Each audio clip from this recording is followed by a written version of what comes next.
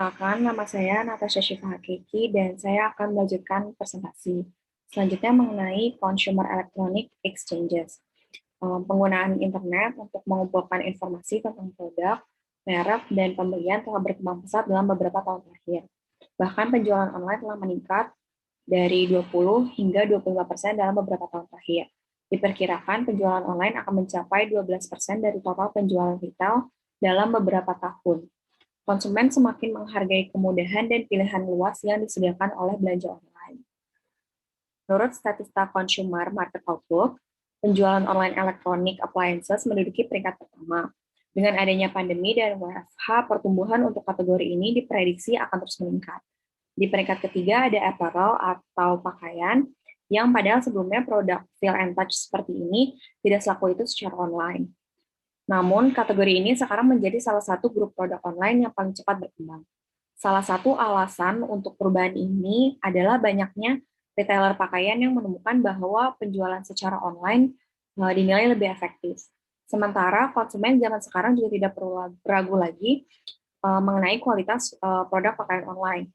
Kini membeli barang bermerek dapat dilakukan secara online melalui marketplace terkenal dan dihormati yang akan menjamin segalanya. Contohnya kalau sekarang ada Zalora.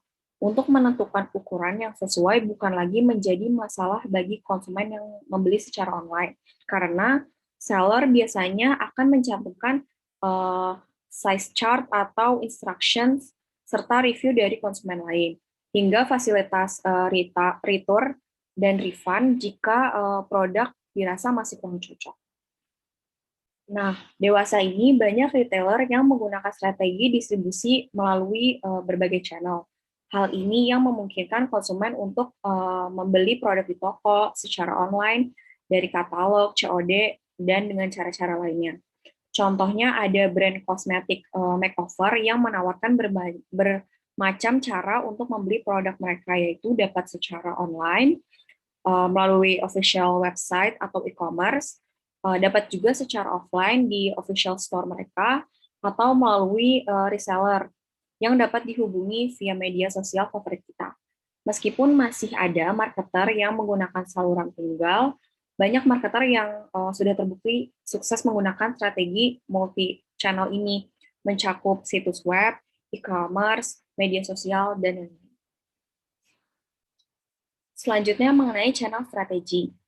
Manajer pemasaran harus membuat banyak keputusan ketika merancang channel yang efektif untuk melayani konsumen.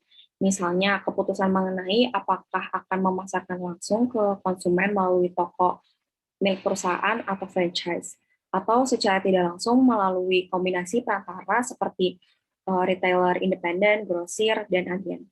Keputusan lain juga harus dibuat mengenai apakah akan menggunakan storytelling, non-storytelling, atau multi-channel retailing.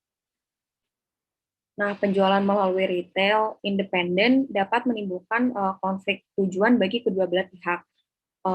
Artinya, misalnya di saat produsen concern dengan mengembangkan loyalitas brand, retailer juga concern dengan mengembangkan loyalitas toko, di mana misalnya retailer mungkin tidak terlalu peduli dengan merek kopi apa yang dibeli konsumen selama kopi itu dibeli di toko mereka. Situasi ini membuat banyak produsen mengalokasikan anggaran pemasaran yang lumayan besar ke dalam promosi perdagangan yang diarahkan pada retailer. Misalnya seperti gratis 1 unit untuk setiap 10 unit yang dibeli oleh retailer. Nah, promosi ini harapannya dapat mempengaruhi retailer untuk memasang pajangan khusus, memberikan lebih banyak space untuk display produk merek tersebut, menawarkan harga eceran yang lebih rendah kepada konsumen, dan lain-lain. Pada sesi ini, kami akan membahas bagaimana concern anggota yang berbeda dari saluran distribusi dengan mempengaruhi perilaku konsumen yang berbeda, khususnya strategi saluran dari perspektif produsen tentang mempertimbangkan kriteria untuk memilih anggota saluran, khususnya retailer. Peran manajemen retail sering kali diabaikan dalam diskusi tentang pemasaran, padahal retailer juga mempengaruhi konsumen paling langsung, dan bahkan bisa jadi paling berpengaruh juga. Seperti elemen lain di marketing mix, Titik awal untuk merancang saluran yang efektif adalah analisis hubungan konsumen dengan produk. Setidaknya 6 pertanyaan dasar harus dipertimbangkan, yaitu berapa potensi permintaan pasar tahunan, artinya dengan strategi pemasaran yang tertentu, berapa banyak konsumen yang cenderung membeli produk dan seberapa sering. Yang kedua, apa potensi pertumbuhan pasar jangka panjang? Yang ketiga, bagaimana penyebaran geografis pasar? Nomor 4, apa pasar geografis yang paling menjanjikan untuk dimasuki? Nomor 5, di mana dan bagaimana konsumen membeli produk ini dan produk sejenis? Yang keenam, apa kemungkinan dampak dari sistem saluran tertentu pada konsumen, yaitu akankah sistem mempengaruhi kognisi dan perilaku konsumen secara memadai untuk mencapai tujuan pemasaran. Meskipun pertanyaan-pertanyaan ini menekankan bahwa konsumen adalah titik fokus dalam desain channel, tetapi sebenarnya hal ini tetap memerlukan analisis dari berbagai faktor lainnya. Seperti pada gambar di samping, faktor-faktor tersebut juga harus dianalisis, baik dalam hubungannya dengan konsumen dan dampaknya terhadap konsumen, maupun dalam hubungannya dengan variabel lain. Nah, masing-masing faktor ini akan kami bahas selanjutnya. Yang pertama ada komoditi. Yang dimaksud dengan komoditas adalah sifat dasar atau nature dari produk atau jasa yang ditawarkan. Perbedaan sifat produk dan layanan bervariasi dalam wujud, daya tahan, ukuran, tingkat standarisasi, nilai unit, dan lain-lain. Faktor-faktor ini mempengaruhi efektif tidaknya memasarkan komoditas secara langsung kepada konsumen atau secara tidak langsung melalui sejumlah perantara. Pertanyaan kunci terkait konsumen dalam mempertimbangkan sifat produk atau layanan adalah yang pertama, konsekuensi atau nilai apa yang diberikan produk atau layanan kepada target pasar. Yang kedua, berapa banyak waktu dan upaya yang bersedia dikeluarkan konsumen untuk berbelanja, mencari, dan membeli produk. Yang ketiga, seberapa sering konsumen membeli produk. Selanjutnya ada conditions. Kondisi mengacu pada keadaan saat ini dan perubahan yang diharapkan dalam lingkungan ekonomi, sosial, dan politik serta hukum di mana perusahaan beroperasi. Informasi ini penting dalam desain channel karena channel biasanya melibatkan komitmen jangka panjang oleh perusahaan yang mungkin sulit diubah. Misalnya, satu masalah utama yang menyebabkan hilangnya pangsa pasar dan konsolidasi salah satu supermarket di Amerika, yaitu A&P Supermarket, adalah bahwa A&P memiliki sewa jangka panjang untuk banyak toko kecil di pusat kota, sehingga saat konsumen mulai pindah ke pinggiran kota, mereka memilih membeli di toko pesaing yang lebih besar, lengkap, dan berlokasi strategis di pinggiran kota.